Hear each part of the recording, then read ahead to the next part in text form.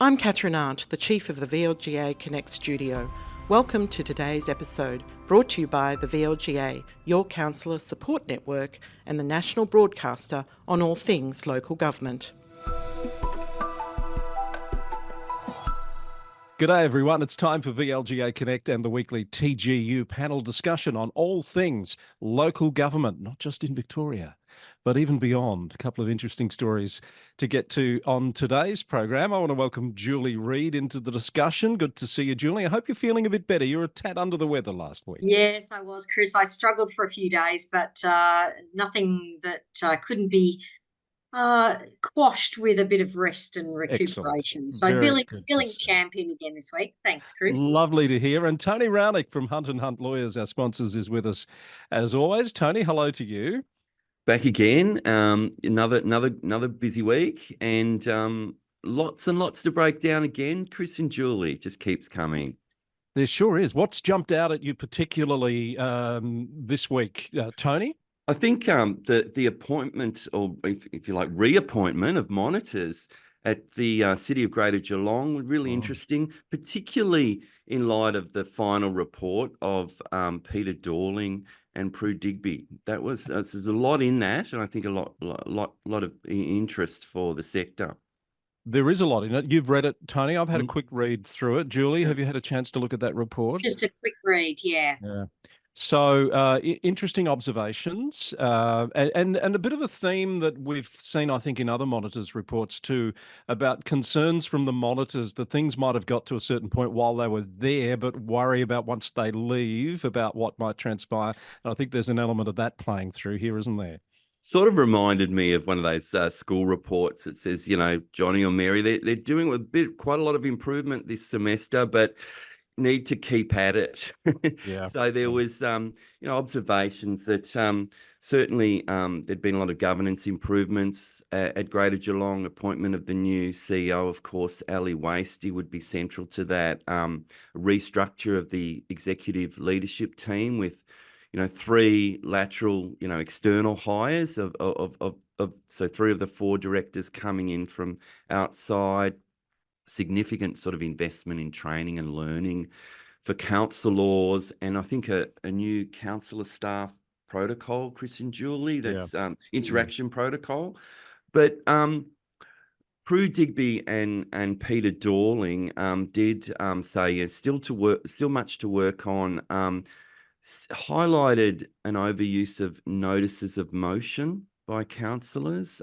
Felt that there was sort of a disproportionate amount of councillor energy and time devoted to notices of motion where there's no sort of evidentiary supporting officer report versus those standard sort of agenda items that do have the support of evidence-based through an officer report, and felt that there was still some lack of trust between some councillors at least, and too many of these complaints between councillors, be that sort of informal complaints or using the councillor conduct, the formal councillor conduct program. So they made certain recommendations, which included that there should be ongoing monitoring, and the minister has appointed now Peter Dorling and Mark Davies to continue to serve in that monitor role beyond the election cycle this year through to the 31st of December 2024, and recommendations around councillors continuing to dedicate councillor only time to be reflecting on their performance, have that, I think, described as a discipline of reflection. Did we do well in that meeting? Did we hold each other to account a little bit, which I think is a really valuable process, and also just really endorsing this CEO councillor only time as an opportunity to sort of have open and honest conversations and discuss tensions as they arise, rather than sort of letting them bubble over and become out of control. But I noticed some really interesting observations about things like, say, the governance rules. They're seemed to be, at least amongst some councillors, a desire to make it to loosen up the rules to allow notices of motion to be more easily brought. To perhaps expand the filter that notices of motion need to go through to be able to get up under the governance rules and be debated. Clearly, Prue Digby and Peter Dorling thought that wouldn't be a good thing, and have recommended to the minister that there be no changes to the governance rules in that respect prior to the forthcoming elections. So I don't think the minister's actually said anything about that in her announcement, has she? But I'm No. assuming the new monitors are being given some sort of terms of reference, which I haven't seen yet. Are they out? Well, I haven't seen those, but you'd think that the first thing they're going to do is read the report of the two prior monitors, and of course, one of the monitors that's just been appointed is one of the authors of that report. Yeah. So Very one would true. think that that's going to be very much a focus. It was also, I think, interesting. The report shed a bit of more light on some of the circumstances that led to the appointment of Prue Digby and Peter Dorling. The CEO employment process that was halted for a point when those monitors were appointed, and some of the concerns were related to I think a council officer being part of the interview process and I being thought present in some interviews. that was interesting, yes, and those sorts of things that attracted the attention of the chief municipal inspector at the time. Yeah, things like I think councillors being asked to, or at least one councillor being asked to review their candidate scoring outside that CEO and Employment Remuneration Committee process. So that was certainly I think shed a fair bit of light on some of the concerns that led to the monitors being appointed in January 2023 for that 12-month period. But yeah, so I think it's as I say, it's a positive report in terms of progress, market improvement, if you like, but still room for improvement. Yeah, and I think the continuity, Chris, going through to the election and then post the election to sort of settle in the new council and to set out those expectations and for them to be briefed about, how improvements are being made, I think is probably a pretty smart appointment by the minister. Interesting, I noted that the Premier did reinforce in the message that she put out to the community, saying that the new legislation will be introduced before the elections to elevate governance and integrity standards. And again, she reinforces the uniform councillor code of conduct, the strengthening the powers for the minister to address councillor conduct, and mandatory training for councillors as well. So that's been reinforced in the press release that's come out by the Premier, which was probably expected that was going to be said, but interesting that she's tied the two together in this. Look, I took some really interesting thoughts out of the report, and I think because it was quite comprehensive. I found the comment around the notices of motion interesting, because there's a lot of councils that do face that, where there's a lot of notices of motion coming forward that the organisation has to deal with. And I think there was a comment in there about the diverting of resources across to notices of motion is a way that councillors are obviously sort of being able to drive the program of the organisation. Now, we've got a council plan, as we know, that drives the program anyway, but if it's not within the council plan, these are new things, then, the CEO needs to divert resources to be able to deliver that. Now, councillors have the right, and councils have the right to put forward notices of motion. I don't dispute that at all. However, it's the volume, I think, of them that are seriously diverting resources away from where the program has been set through the council plan, which is sort of slightly worrying, I think, for some councils. I think we could spend a lot of time on notices of motion. They are a valid tool, as you say, Julie, but the key things for me are use them in accordance with your governance rules, which have been through a process and have set the boundaries for the use of such things as notices of motion, and apply those rules consistently. And I think that's one of the key things that we see. Perhaps mistakes get made at various councils at various times when they don't. And a councillor will see if they bring a notice of motion and it's not dealt with the same way as someone else's has, that's going to breed some discontent, isn't it? Yeah, for sure.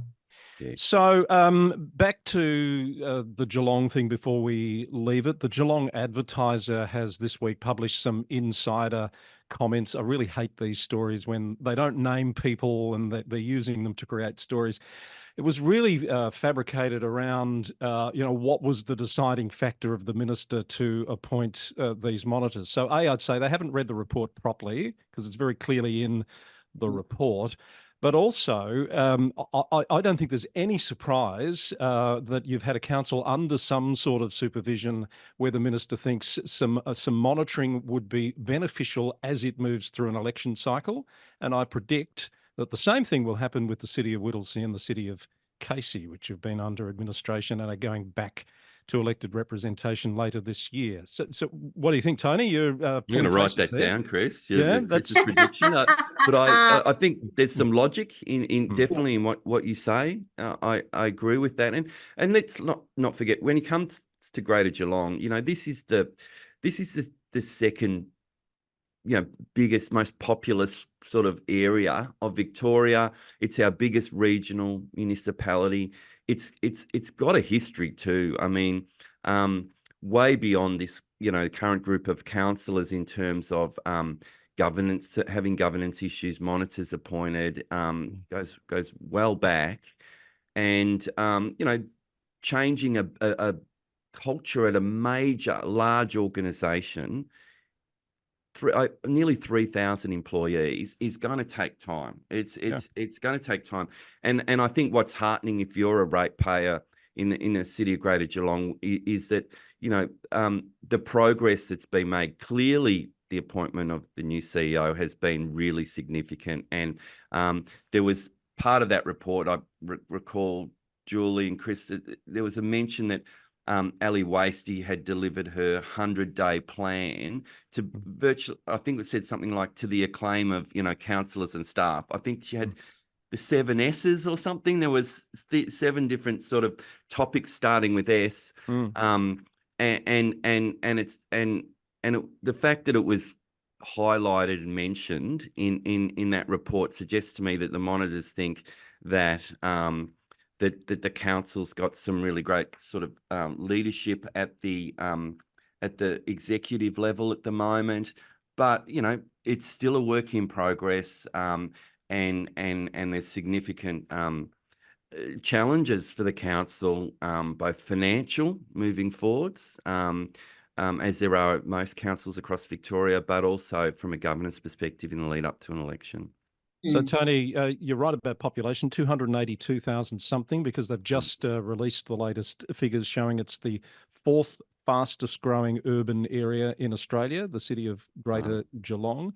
But also on the subject of Ali Wasty, the CEO, a very well worded and nicely put op-ed in the Geelong Advertiser this week from Ali, in which she welcomes the latest appointment of monitors and said, advice is welcome when it helps the council to do a better job. It's sort of what I would have expected her approach to be, knowing something about the way Ali operates. She's also revealed in that piece that the city will return to a net operating surplus this financial year and is aiming for a surplus in the new budget. Because it's not that long ago they were talking about some pretty dire financial circumstances at the City of Greater Geelong. So it's pointing all in a positive direction, isn't it?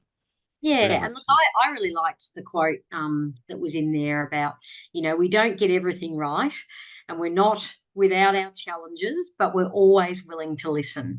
And that's classic Ali Wasty, and a great positive statement to make out to the community to reassure the community that she's got this with her team and they're going to do the best job that they can. They might not always get it right, but they'll really try to make improvements, which is a really, really strong and positive message, I think. Moving on, team, another story that's getting a lot of attention this week in the media is the discovery of asbestos at parks in Melbourne's west. This has largely hit Hobson's Bay, with 6 sites confirmed there. I noticed from the latest EPA update there's testing being done on another 5 sites. There's a site in Brimbank confirmed and a site in Marybeck as well. This is causing, understandably, quite a bit of concern, and it seems from the EPA reports, lots of community reports of other potential sites are being made. The EPA says that it's low risk, stresses that, and says, this is bonded asbestos, inside cement, it's non-friable. But, anything, if it's bonded, if it's out in the weather and exposed, it'll things like that can break down, of course.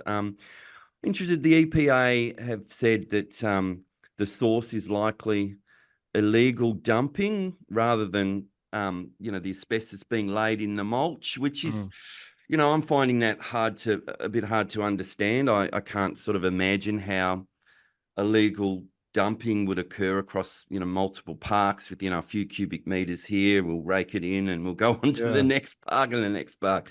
So it seems quite strange. There's been a call for a task force a la New South Wales, where they had a similar issue, and the New South Wales government appointed a task force independent of their EPA equivalent. And I think Councillor Daria Callender has been calling for that at Hobson's Bay. And, I tend to agree. I think we need something here. I think the EPA lacks a bit of credibility here. The EPA came out and said, it's only one park. And then within hours of them releasing that statement, we find out from the council, Hobson's Bay Council, they've discovered another 3 parks. So, look, I know these things evolve, but, I think the notion that it's not in the supply chain and it's just illegal dumping is something that I'm finding hard to get my head around. I'm sure people in the community similarly would be concerned about that and really want to get some clear facts. And I think we need, for some confidence in the community, I think we really need something to, be, come in and just someone to give us some certainty. I think that's the issue, isn't it? It's a scary prospect to think that this asbestos is out there in the community. New South Wales has gone through it with parks recently. They've formed a task force apparently to deal with the issue. I think just this week, Shoalhaven had an issue with some asbestos discovered at one of their depots, and even up in Queensland, a contractor's been slapped with an emergency order over asbestos. So, Julie, the messaging I guess here, and the need to engender confidence, as Tony says, in the community that this is being handled appropriately, is paramount. Yes, I think so, Chris. And I think in reading the information on the EPA website, it's kind of, I don't know, it still makes me feel really nervous about it. They're saying that they've checked the mulch producer, and they're saying that they've been inspected and cleared of contamination products. Now, that's now, but, what's happened in the past, we don't know. So it's kind of, and they're still saying, well, it's under investigation. It's all a little bit sort of not quite definite enough for me, and I'm certain that the community would be really, really nervous about all of this. And now that those sites have been identified on their website, then I suspect that people are staying well clear of those, even though some of those sites haven't been declared having asbestos at the moment. But look, the community really needs to know, and the councils need the support to be able to get through this, because I'm with Tony. I can't imagine that there's been multiple dumpings at multiple sites. But we might be proved wrong. Who knows? But the community needs some certainty. And in the meantime, the council will have no option but to to not allow people to use the sites, which is a real shame. Yeah, look, if you're working at Hobson's Bay or you're a councillor there, you must be thinking, what next? I mean, there's been so much stuff hitting this part of Melbourne's west in recent times. To their credit, they're keeping the community update with excellent updates on their website regularly. They've now inspected 15 of 21 parks where mulch has been laid in the past 18 months. I think that's how the 5 new sites with testing required have been identified. And they're working very closely with a hygienist and with the EPA on that process. So hopefully that all sorts itself very, very quickly and everyone can move on with confidence. But keep an eye on the Hobsons Bay website and the EPA website. There would be my advice for the latest.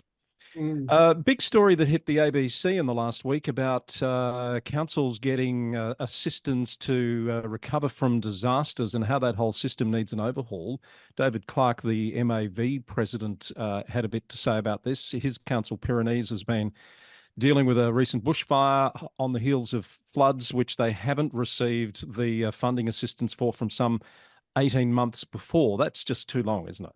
And I remember, if you remember going back to the Moira situation, there was criticism of Moira of not responding to, flood mitigation measures that were required at the time. Now, one would question then, is this a genuine concern across rural councils? Well, this is what this report is actually saying. The process is frustrating. It's really slow. And, ratepayers and council leaders are sort of saying, why do we have to wait for so long? They're saying, I think, there was a quote in here, there was an information in here on the ABC News report that Regional Victorian Council hit by bushfires in February says it's still waiting on millions of dollars of disaster recovery money from floods 18 months ago. So why do councils have to wait 18 months to get this money when, they've got to respond quickly for the community, and they'll be getting pressure from the community to respond and to rebuild and to put measures in place. Well, as David Clark said, Julie, they've made 9 claims back to those floods and only one's been approved so far in that period of time. And this is echoing what Rob Amos was saying at Campaspe when they were dealing with the aftermath of those events. And I think Shane Starley at Greater Shepparton, when we go back to those October floods two springs ago. So the system... Stanton at Gannawarra. And councils, the thing is that councils can't wait, I know. 18 months. You've got when you've got a road that leads to a business or residences, or it's a thoroughfare, you can't. So council has to go and do the repairs, effect the repairs, spend the money, and then wait and hope that you're going to actually get indemnified for 100% of that. And you say councils can't wait, Tony, but I'd say those communities can't wait. No, right. And they expect the council to fix it. There was a statement in here about Greater Shepparton. In October 22, floods caused nearly $9 million of damage, and they were out of pocket for a significant amount of money. Now, we're talking about councils that don't have huge amounts of money to start off with. So, it's really, really tough. And I think the government are sort of saying, well, it's kind of like an insurance claim. Well, it is, because they sort of, you put in a claim and it gets assessed, but there needs to be, clearly the state government need to put more resources in the assessment process. It's getting bogged down in that, and I don't mean that this pejorative way, but in that bureaucratic process. And it could just, I'm not saying those people aren't doing a good job. Sounds like there probably aren't enough of those people. Yeah. And we have had a plethora of these, unique weather events, flooding, repeated flooding in some municipalities. They're becoming less unique. They're becoming less unique. So surely there's got to be that response, higher resourcing in light of this call now. And it's across Victoria. As you mentioned, the MAV, David Clark, but councils, I think it's Shepparton, Gannawarra, Pyrenees. This is a large swathe of Victoria, and it's not confined there either. East No, Gippsland would be another. Ararat with the bushfires. Yes, you're Yes. right. East Gippsland and up along the Murray, etc. Right. So something needs to be done. I think that's everyone's in agreement there. So we'll wait and see whether this attention on the issue bears some fruit. You mentioned Gannawarra, Tony. They've made an announcement this week that they're going to stop issuing building permits for major projects. Another council making a decision about where best to put their resources, I guess. Yeah, I did see Jeff Rollinson come out as the CEO and announce that, and he was correct because he said, look, lots of councils are getting out of this building permit application process space. Over 90% of building permits that are processed in Victoria now are processed by private building surveyors. And so I came across a survey by an organisation called the Victorian Municipal Building Surveyors Group from March 2023. And they said that, a lot of challenges for the sector, not just salary based, but there's certainly a lot of surveyors being poached both into other councils but into private industry where there's a significant salary differential, higher salary in private industry. But just across the sector, from their survey, they projected that there were 122 current vacancies in municipal building teams across Victoria. So it's a lot of, spaces to fill. And they said 42% of municipal building surveyors or their deputy municipal building surveyor at councils are at or beyond current retirement age. So we're not having that sort of succession flowing through. And so, it seems like that, I think this seismic change has happened already, and councils, it's rare for a council to be in this space, increasingly so. And I think that's going to continue. This has been coming for a long time, Tony. I can recall as a CEO probably 10 years ago being told about the challenges in this space, and it's only gotten worse in that time. So I feel for particularly those smaller councils that just can't get the staff to do these roles. Another council is calling out the challenges of cost shifting from state government. You'll recall, I think it was Strathbogie last year, took a stand on school crossing supervisors. Yarra City Council is now taking a stand on maintenance of state government-owned assets, and they've said they will no longer maintain drains, open space, hazard response service delivery on Victorian government-owned roads from the 1st of July. Bit of a trend starting to appear here, Julie. Yes, and I'm not surprised to see this, Chris, because we know how much this hurts local government, has for a long time, and now we're getting to crunch time with some finances, financial sustainability for councils, as we know, and they're now having to make these decisions and start to discuss these kinds of issues with the state government. They have agreed, however, to deliver a biannual street sweeping service as requested by the Department of Transport and Planning. So they've obviously been able to come to some kind of an agreement.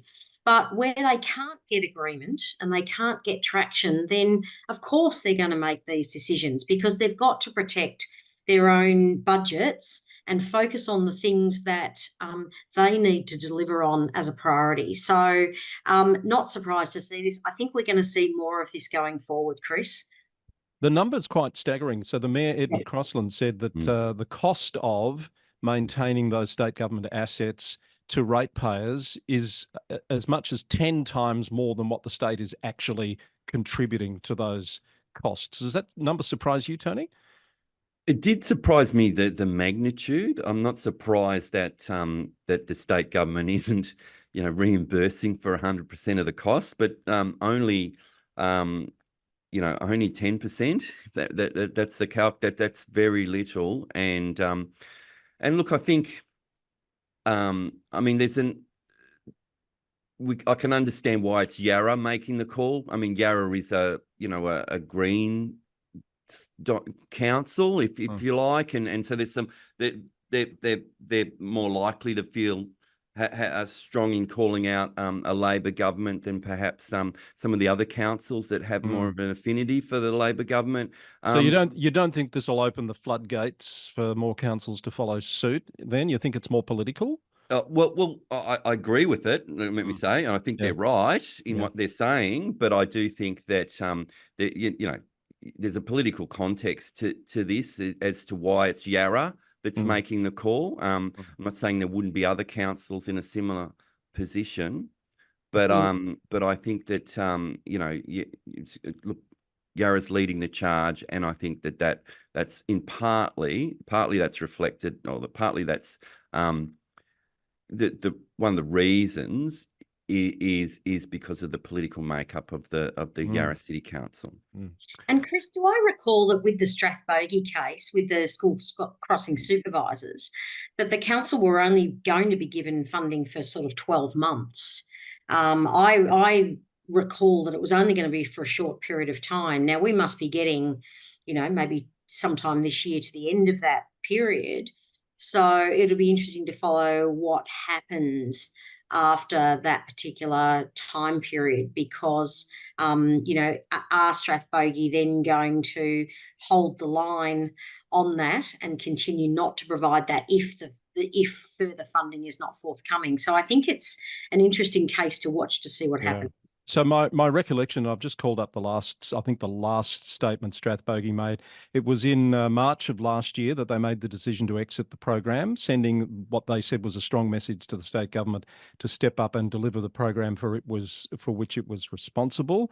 The Department of Transport then decided to place supervisors at crossings that the council had removed from, and the council was also calling the department to rethink its decision about some other locations where it had not chosen to place supervisors. So I think that's the last we heard on that. And I think at this point, the state is still stepping in where previously the council was providing supervisors. Someone might correct us if there's been an update since that time. All right. So lots happening as always. And another story that I know caught your eye, Tony, this week in the city of Boroondara, where they've been floating a plan. This has been out for public consultation to restore some concrete roads. They've got a few of them in Boroondara that go back many decades. But some people are questioning the sense of that, considering it's at about 3 times the cost of just plain asphalt roads, but there's heritage issues here. Yeah. So of course, at the early 20th century, when vehicular traffic, motorized traffic, cars started hitting the streets, many of our suburban streets would have been formed with concrete, following the example of what the United States, where some of these techniques were first developed. And so apparently in Boroondara, there's still about 22 kilometres of concrete roads constructed in the early 20th century. They're breaking it down. There's some significant issues. Concrete isn't made to last that long with heavy vehicles on it. There's an argument to say not only is it more costly to use concrete rather than bitumen asphalt, there's potentially a safety factor there. Now, Daniel Freer is the Director of Places and Spaces at Boroondara Council. He's indicated that the plan is to restore just 15% of these 22 kilometres of concrete roads in Boroondara, some 3 kilometres. He signalled out a street in Canterbury, Compton Street, Boroondara's first concrete road constructed in 1925. And the aim's going to be to try and match the colour of the original concrete as much as possible. Now, I know a lot about concrete. I'm a son of a concreter. Worked as you learn something every day, don't you, Julie? All school holidays and university, wheeling wheelbarrows. The cement ready mix truck drivers in Ballarat will remember me. But it's actually hard to match the colours, because concrete, as it's exposed to the weather, it changes colour. So when you're pouring new concrete, yes, you can put colour additives in, but it's not easy. There's been, as you say, some controversy. Jonathan O'Brien of Yimby, yes, in my backyard, Melbourne, says, this is another example of overreach by councils when it comes to heritage protections. And in a case of stating the obvious, I think he says, we don't live in 1950s America. We live in 2024 Australia. Thanks for letting me know that. Yeah. But he said it's a tone-deaf decision. Yeah. I sort of think this will be popular in those streets in Canterbury, if you like. It makes it that it's reinforcing their special character, I suppose, for those residents. I think Julie was trying to say something, but her microphone was Absolutely, turned off. Tony. I agree with you. I wonder whether this gentleman actually lives in a heritage street. And I suspect that he doesn't. And I suspect that all of the residents in those streets have got very high expectations of Boroondara City Council. So interesting that they've got a policy around this, and they say that they would undertake repair and restoration works and not necessarily do a full road reconstruction, but some of the images are looking like they're in really poor condition. So obviously, I agree. I think it's going to be a difficult project for them and costly. But I would imagine that there would be significant pressure coming from the residents of Boroondara to reinstate those roads as they were back in history, to complement their heritage buildings that are in those streets. So it's interesting. I think that I think they've taken a good approach in maybe saying a proportion of them we will protect, and not necessarily protecting all of them. But they're still respecting the heritage of some of those streetscapes, which I think is great. So, two sides to every story, as we always seem to find out. Should we file that one under Wicked Problem, and we'll see where Boroondara lands on that, as the Guardian. Yes, as the Guardian story reported, the consultation period, I think, is just ending. We assume that means a draft policy is going to come before the council soon. And of course, a lot of this attention is to try and influence how those councillors are ultimately going to vote on this issue, isn't it? So let's not forget there's a method in this on the part of some people at times. All right, let's see how that pans out. Quick note, up in Queensland, local government elections are pretty much all wrapped up now. It's taken quite a few weeks for some of those results to be declared. Some councils are just having their swearing in this week, quite a few last week. But one thing I'm keeping an eye on in particular is what happens post a council election to council CEO appointments. And we've had, in the space of a couple of weeks, 3 Queensland council CEOs resign. One's indicated their retirement at Maranoa, that's Edwina Marks, in July. But the CEOs of Bundaberg, Stephen Johnston, and Brisbane, Colin Jensen, have both submitted their resignations this week. I'm not saying it's directly as a result of a brand new council coming in, but some of those councils have undergone major change. New mayor, a lot of new councillors, some of them campaigning on transparency and accountability issues. And of course, as soon as they start to talk about accountability, the first person they're looking at is, unfortunately, the CEO. I know. And there is a pattern of this. I suppose it gives the councils the opportunity then to appoint someone that they feel comfortable with, someone that's not, been in the organisation for a period of time, that might be, aligned with a previous council, especially when you had lots of change. Whether they were proposing to leave at that point, it might just be coincidence. You just don't know in these circumstances. But you do tend to have a trend of change around election time, prior and post, as you say, Chris. And often CEOs will choose a particular point in time, such as the end of a term and the start of a new council term, as an appropriate point for them to move on if they've been thinking about doing so. As we say, we don't know all of the details in all of those, but I do suspect we might have some more stories of that nature in the coming weeks. I suspect so too. Now we have, and of course, that all points to what may happen in New South Wales and Victoria later in the year with elections in September and October, respectively. A few things coming up that we want to give a couple of plugs to. Firstly, the IBAC Perceptions of Corruption survey. Long-term listeners to VLGA Connect will recall interviews I've done in the past with David Wolf at IBAC about the results of their Perceptions of Corruption survey.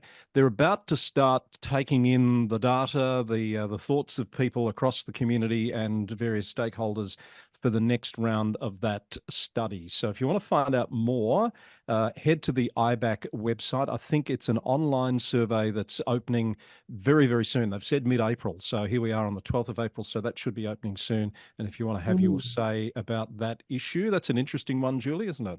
Yeah, it is really, Chris. And I was looking at who the stakeholder groups are that they're actually focusing on. And they are going to be reaching out to employees of state government departments and local government and large sector public agencies, the Victoria Police, business suppliers who engage with the public sector and the Victorian community. So there's a huge target audience for this piece of work. This is going to be a big piece of work. And it's building a body of research and evidence that they've been working on for some time. Yeah, that's right. So it will be interesting report when it comes out to see what kind of response they've had from that broad audience. And a range of sessions coming up from the VLGA that are worth noting for any potential candidates. And this is where councils come in to try and encourage and help and foster the next generation of councillors. The VLGA is running a Standing for Local Government workshop online on the 17th of May and a local women leading change session around the same thing, pre-election planning. That's on the 24th of May. Details on the VLGA website and registrations are open for those. A note to councils, particularly CEOs, that the VLGA's candidate training program prospectus is available now to member councils. And this is all about the VLGA working with councils to tailor workshops for potential candidates in those council areas. They can be online, they can be in person. So talk to Kathy at the VLGA if you want to know more about that. And a quick plug for a lunch and learn session on managing difficult conversations next Friday online at 12 noon with Melissa Scadden from Justicia. That's a member-only event. And again, you'll find the details for that on the VLGA website. Lots coming up, Tony and Julie, for people to get their teeth into in an election year.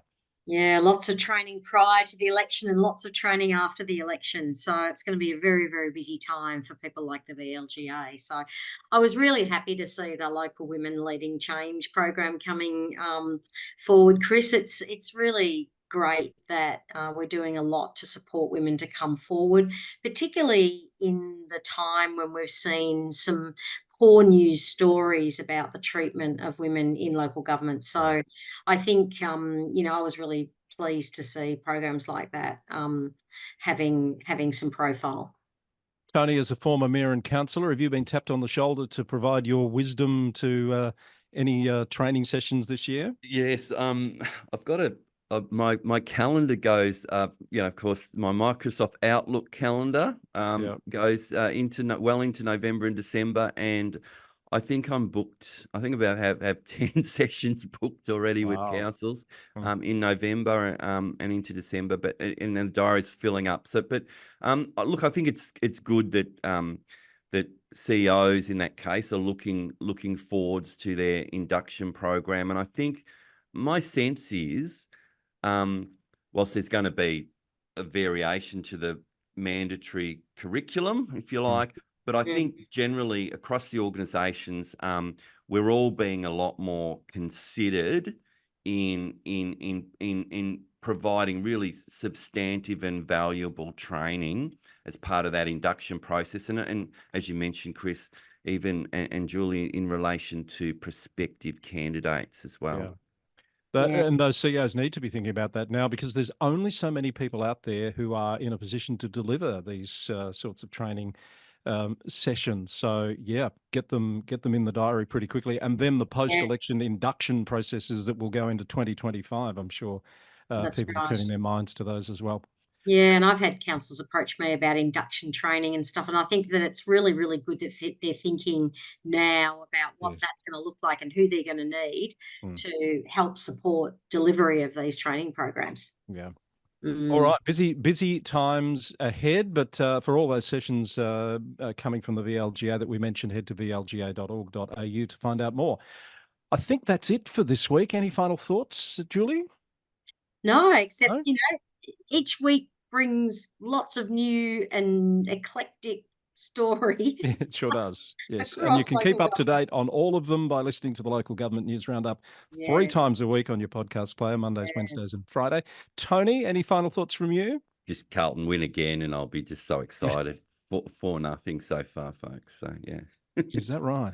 Yeah. There you go. You can Oh, tell I'm dear. not paying any attention to that No, neither whatsoever. am I, Chris. Thank you, Tony. Tony from Hunt and Hunt Lawyers. I'm going to call you Tony Hunt then. Tony Rounick from Hunt and Hunt Lawyers, our sponsors, and Julie Reid from Julie A. Reid and Associates, joining us on VLGA Connect TGU today. Thank you for watching and listening, and we'll see you again for another episode very soon. Bye for now.